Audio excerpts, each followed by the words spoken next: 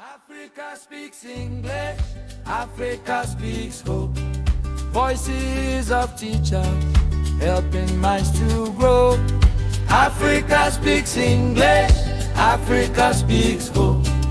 Lighting the future, letting knowledge flow. Africa speaks English, Africa speaks hope. Welcome, Africa, from coast to coast. This is Africa Speaks English, Africa Speaks Hope. I'm your host, Muhammad Saif, and today we have got another brilliant story, another brilliant African classroom, and another brilliant African teacher. And I know that you are all excited to hear what he has to say. Today, we have got Mr. Nasruddin Ahmed from Sudan. Mr. Nasruddin, hi. Hello. Hi, everyone. I am Yeah, really, and I hope you're feeling good this Friday. yeah. It's Friday and I'm not in a classroom and I'm really excited. I'm really excited for the conversation. Are you excited because it's Friday or because you're not in the classroom? Well, both, kind of both. I mean, like, I like being in the classroom. The classroom environment is always exciting. I like interacting with the students and everything, but I also like to have a break. I'm a human being, so I'm excited for both. Yes, both we are. Yeah. Okay, so Nasruddin is an English language teacher. He's also a French and he's language enthusiast in general. He's also learning Spanish, a kind of a common thing between us. I'm also, I kind of say very beginner in Spanish. He loves to use modern tools and methods, different methods. I kind of really enjoy the posts and videos he's always sharing. And Thank you. today he's going to take us into his environment. He's going to tell us uh, everything. But before that, I'd like to start with you by asking the fundamental question we ask here in this podcast. Uh, when have you joined Africa Alta? And where have you, like, tell me the details. And when do you think that you've benefited from Africa Alta? What things Africa Alta added to you? So yeah. Mm. Well, those are a lot of questions. So I'll start with the Yeah. first one. Okay, I'll start with the first one. When did I join Africa Alta? I think that was back in 2024 when Africa Alta did the conference in Egypt. I was there, and that kind of happened by accident because I was there and um like that was my first year in Egypt, and I was with some friends, and they told me that they were going to an ELT conference in Egypt, and I was like, yeah, let me go see what this is. And I went there, and it was like really amazing. The conference was so amazing. I met people from all the corners of Africa.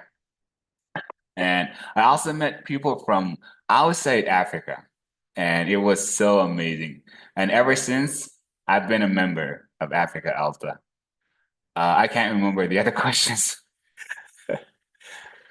The benefit. Well, the benefit is that Africa Alta always offers a variety of activities, like the conferences that everybody knows.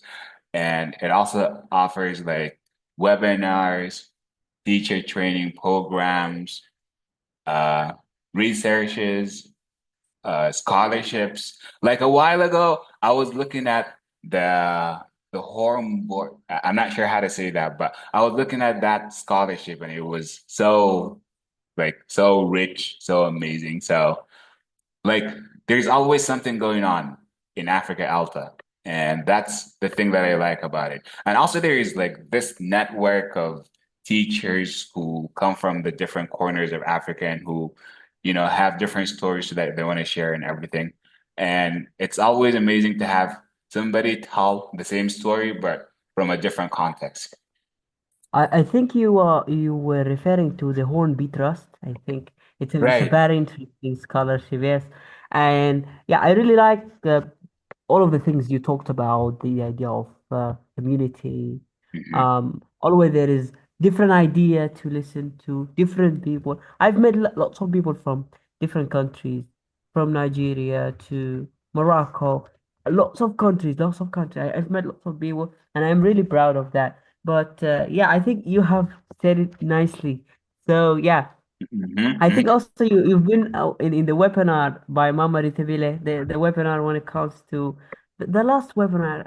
Yeah, I mean, I Yeah. mean that was so energetic, and I think you were there, and like everybody felt the energy, and everybody like was so excited, and like everybody can see themselves in the story that she told, and that's like the thing about Africa Alta, like we have these experts who like come from a background where they have like long years of experience and they're there and they're ready to share their experiences with everybody and they're ready to give like advice and they're ready to guide and everything. So that's the thing, like that was so exciting. Now let's talk about you. What Mhm. is your philosophy of teaching? For you, what do you do for your students? How do you see yourself? Like, as are you a teacher or just, sorry, just a teacher or a mentor? What is your role inside the classroom and outside the classroom? Mm. That's an interesting question. So first, I actually always look at myself as a learner, you know, uh, even though I teach, but I look at myself as a learner, somebody who's ready to learn from other people. And second, um, I teach people from like different backgrounds, but primarily I teach people who come from Arabic speaking backgrounds. That means I teach like Sudanese. I'm from Sudan, so a lot of my students are Sudanese. And so, one thing that, or one problem that I find among my students is that like a lot of people know how to write well, a lot of people know how to read, like they read, they write, and they like understand English in general. But then when it comes to speaking, they that's like the big challenge for them. So one thing that I do is that I try to help people speak and I try to create environments where people can chat and speak the language, not just like, speaking it in the classroom, but like making it part of their everyday life. And I also help them create communities where they can interact with other people who share the same interests and everything. And that's hard because a lot of people, when they get out of the classroom, they forget about English because, again, like we have our own languages. We have Arabic, the language that everybody speaks, but we also have the other languages. And so, like teaching a foreign language in an environment where everybody speaks their own language, if there is no environment where you can interact with people who share the same interests, you'll learn things in the classroom, but they're not relevant to your life. And language is like a living thing, you know? If you don't live it, you won't be able to speak it. And that's the thing. So my philosophy is that you have to make the language part of your life. So learn it and use it. Like the thing that you learn in the classroom, if you just learn it in the classroom, well, you can, like you know it, but then you won't be able to use it just like right away, you know? So that's kind of my philosophy. Make the language part of your life. Yeah, and I think that goes for Africa as well. I think most of the problems that we have, you can find it all over the African classroom. But for you, what have you noticed the biggest problem that might face African teacher? Mm. I think one of the well, a lot of problems, but I think one of the biggest problems is like um you know sometimes we teach curriculums that don't actually represent the culture of the learners. And that means like you teach curriculums that are designed for an environment that doesn't actually suit the learners. And so you kind of have to look for, you know, uh, materials that fit the environment that you teach in.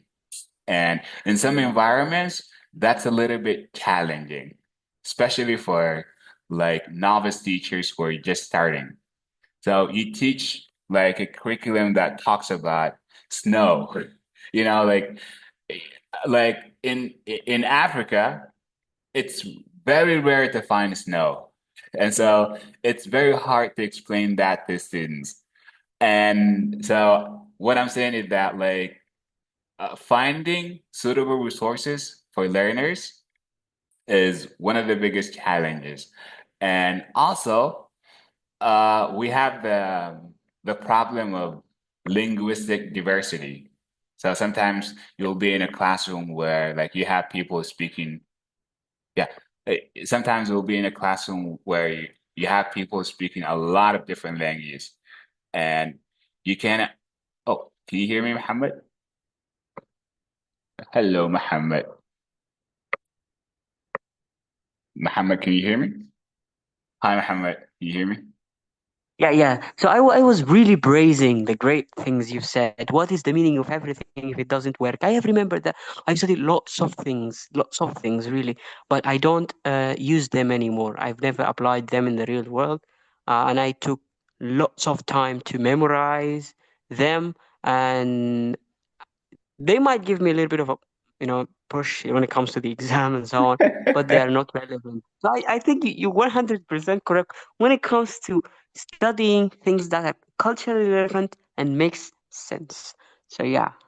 Right, right. I mean, like, uh, nowadays it's easy to find material that fits your students, but it's Mm, also challenging considering the fact that in some places, for example, if you think about Sudan, not everybody has internet access, right? Like we have the internet is everywhere, but then in some places it's very hard to have internet access. And so that's one thing that you have to consider. Like, yes, you know, uh, resources are everywhere, but then not everybody has access to those resources. And so that's one thing. The other thing is like, are those resources that everybody has access to suitable? Like, are they culturally suitable? Do we need to like teach everything? I mean, like sometimes you find resources, but they're not designed for students who are in your environment. And so you have to make them fit. And so I think that's also one challenge that we as English teachers in Africa need to consider. yes, indeed. And also, I'd like to ask you, what is the role of AI in your classroom? Do you think teachers should be afraid of AI? They should use it? They should adopt it? What exactly? Hmm. Well, that's a very interesting question. I think uh, AI is a really amazing tool. Um, Nowadays, it saves us a lot of time, and it can also be used. Oops, sorry. Okay, it can also be used to improve our creativity. It can also be used to do a lot of tedious tasks that take a lot of time.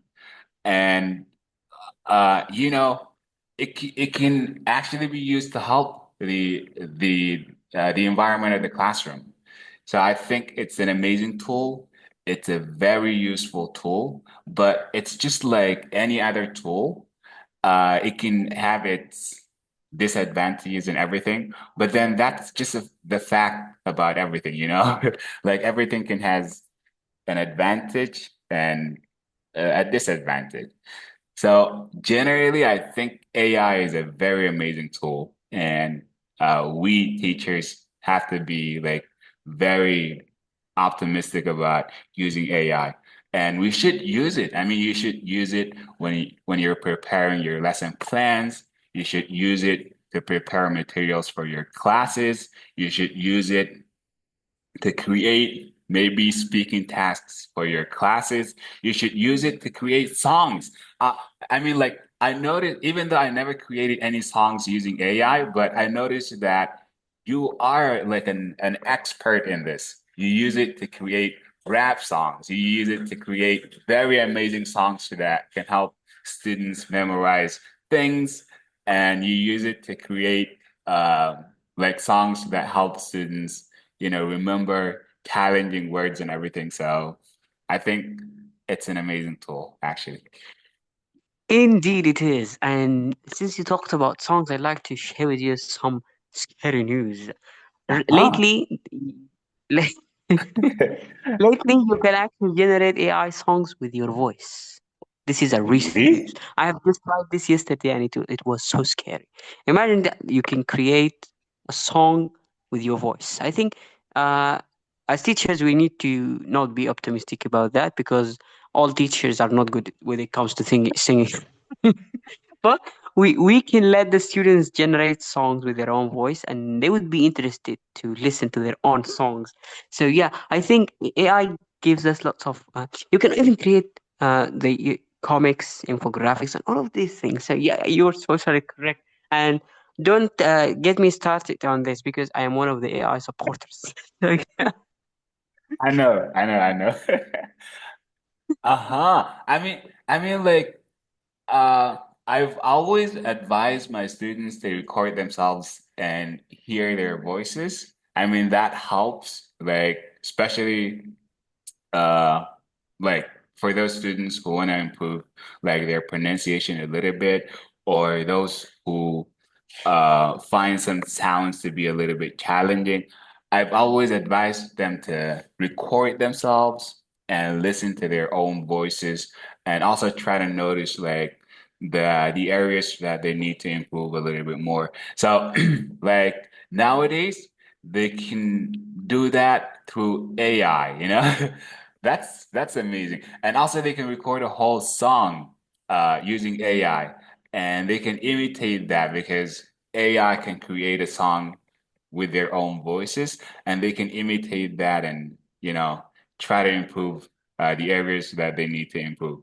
And as I said, like I never created any song using AI, but since you're the expert, I should take some lessons from you. I think you should try. You should really try. Try to gather some vocabulary from your lesson and do it. But one of the key strengths of a teacher is the adaptability and resilience. Since you've Mhm. been in Khartoum, I think you've been through the war and you had to change your lifestyle. This is one of the things. As teachers, we need to always be at the passenger, no, at the driver's seat. We need to control circumstances. We need Yeah, to yeah. So how have you dealt with the war? You had to move, you had to change everything that you do. So yeah, right. that's been a very big experience, I think. Very true. I mean, before the war, I was working in Khartoum, and um like everything was stable, everything was going really well. And just out of nowhere the war broke out, and I had to leave like just like everybody else. Um I left Sudan to Egypt, and like that was my first time being to Egypt, and it was a new experience. And I was there without work. I was there without like a community of people that I know, and I was there like starting from scratch, you know. And it was very hard finding work there because, even though Egypt is a neighboring country and we speak the same language and everything. But then this is a different country. Like it's not my own country. And so I had to create connections there. I had to find like a community of teachers, a community of people who share the same interests and everything. And I started working online. Um, I did some online classes before I left Sudan, but then it wasn't a major thing. But ever since I left Sudan, I started working online, and I think my experience with working online has been really nice because you know instead of just focusing on the students who are in the country that I'm in, I actually started focusing on students from all around the world, and it's been really nice. I miss Sudan and everything. I miss Sudan. I miss being like in a real classroom where you interact with real people. You spend time, you do sports, and you do a lot of things together. But then, you know, things change. And as you said, as a teacher, you have to be resilient and you have to be adaptable. When things change, you have to change. Like you can't just be the same person throughout, your whole life. And so if there's AI, you have to change and you have to adapt. If, the environment changes, you have to change. So yeah, that's what happens in life. And if you can hear Nasruddin, you'd think he is 85 years old, but he's a young teacher. And this is this is so great. If you had to write just one or two sentences in the African blackboard, so all of the teachers today could read Mm. it and turn to their classrooms tomorrow, what would you say? Mm. Well, that's a little bit hard actually. But I would say mm, Africa is a place of diversity, and Africa is a place of all possibilities. And as a teacher, you are the inspiration for everybody to find those possibilities that nobody else is seeing nowadays. I'm not sure if that makes sense, but Africa is a place where you can find everything, but it's also a place where a lot of people lack everything.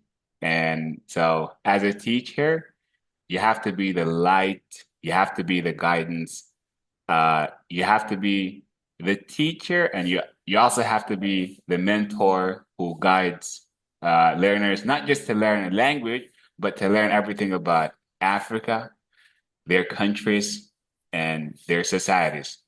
So I think that, oh, yeah, I think that's what I would say. I hope Africa was listening, and indeed it was listening to what you have said. Thank you so much for such a wonderful time. I really like, and I think we need to have you once, twice, four times. I don't know. We need to have you as much as we can so we can listen and learn. And this is another story from Africa, another teacher who taught us the meaning of being resilient, adaptable, the meaning of being ready to change and to accept changes. And one of the teachers in Africa who was also multilingual, the idea of Africa being a melting pot, and you could easily find 10, 12 different languages in your classroom. This is really something good. So, yeah, I Thank just you. want you to, Yeah, sure, okay. sure, sure. Go ahead, go ahead, go ahead. I want you to just uh, say whatever you are feeling right now. Well, Mohammed, it's been a really nice experience. I mean, like, there's a lot to talk about, and I would be more than happy to join you again. And it's been a really nice experience. And of course, Africa is a place where you can find all possibilities. And yes, Africa speaks different languages, not just English, not just Arabic, but a lot of different languages. And yes, you can be in a classroom where, you find like 10 different people and 10 different languages. And that's the thing of that's one of the interesting things about Africa. So yeah, it's been a nice experience, and I really enjoyed it. Me too. Thank you so much. Thank you. Africa speaks English, Africa speaks hope. Voices of teachers helping minds to grow. Africa speaks English, Africa speaks hope. Lighting the future, letting knowledge flow. Africa speaks English, Africa speaks hope.